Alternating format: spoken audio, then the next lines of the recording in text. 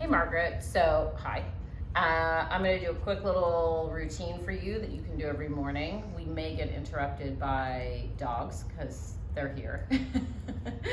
This is Bella, the little one. Okay, Bella, go over there.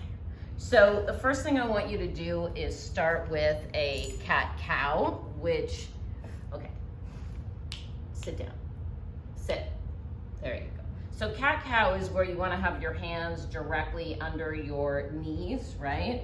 Just start off on the floor. This is your very first one to just kind of warm up the spine. So we're rounding up, and then letting the belly drop and lifting the chin. So do about 10 of those, I would recommend, just to get started. And then from there, what you can do is take one leg back behind you, nice and straight, and just lift up and down. Do about 20 of those to warm up the hip, bring it down. You can go to the other side, do that on the other side. And then you want to do the same thing with your arms. So you're going to take your arm up, turn it like you're shaking someone's hand, and just go up and down. Try and keep your spine nice and neutral, meaning you're not rounding, you're not dipping, you're not lifting your head up. Just a nice straight line from the tip of your head to your tailbone. So you'll do the right arm, and then you'll shift, and you'll do the left arm. Okay, so start with those, and then I think you remember we did this stretch. It was great kind of for the shoulder and the body. So you're gonna start by taking that left hand just a little bit closer in underneath you. Take your right arm, lift it up towards the ceiling, follow it with your gaze, and then you're gonna feed it through. We call this threading the needle. The back of the hand is down, and my cheek will come down and rest. And then I'll just kind of hold this position, feel a nice stretch through the shoulder, but also through my torso. And then I'm going to use this hand to push myself back up and stretch again, and you'll feel that that really kind of opens you up and you have more stretch. So you'll do that on both sides.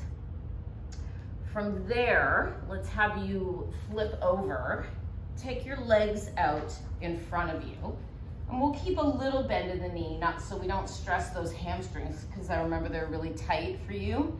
So we'll keep a little bend in the knee, and we'll just kind of use our hands to pull ourselves forward.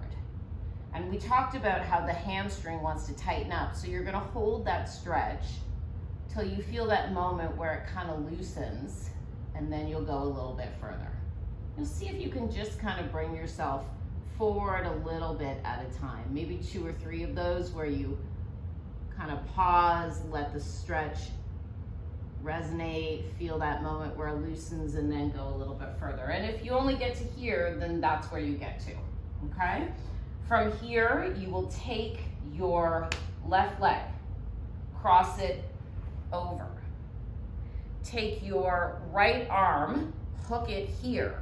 Take your left hand, put it behind you, sit up tall, and then do a little bit of a twist. Okay? The twist should happen through the core. So other side, right leg crosses, left hand hooks, right hand behind, sit up and twist. Sometimes if you're really lucky, you'll get a little crack in your back. Okay? From here, one I didn't show you, but I think would be really great, is happy baby. I'm gonna turn so you don't get a full-on crotch shot. You're gonna lie on your back, bend your knees a lot, and then reach up. And maybe where you can grab, what's accessible is your shins, maybe your toes. I know your hips are really tight, so you probably are just gonna get to here. You're gonna just stay here. Keep the tailbone pushing onto the floor. Don't let the lower back lift up. Keep your tailbone kind of pushing down.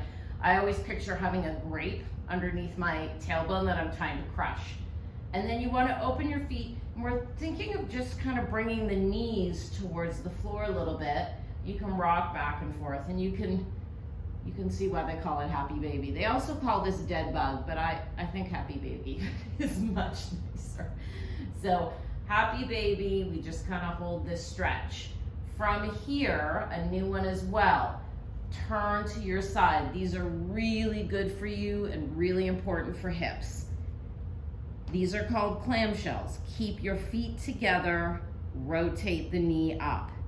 You may find that you get here, that's fine. We're trying to rotate and open up the hips. So I'm gonna say about 20 of those on each side. When you've done one side, you're gonna roll onto your back. I'll show you my back side, but you're just gonna do it on the other side.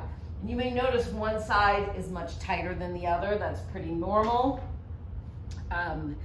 So once you've done those, lie on your back, draw one leg up and down. Just gonna work on rotation through the hip, up and down. 20 on each side, okay? You don't have to keep your legs straight. You can bend a little bit, but we're looking to keep a pretty straight leg, relatively straight. Once you finish those, last thing you'll do, come up on your elbows, and now we're gonna bend the knee, and you're gonna bring the knee up towards the shoulder. We're gonna work the hip flexors, front of the hip, pull in and back. So 20 on the left, and then 20 on the right. Okay, so that's a nice little rotation that will give you some stretching, a little bit of strength work in there as well to build not just flexibility, but build some muscle tone. I hope that helps. Feel free to email me if you have any questions or text me. You have my numbers now, and happy stretching.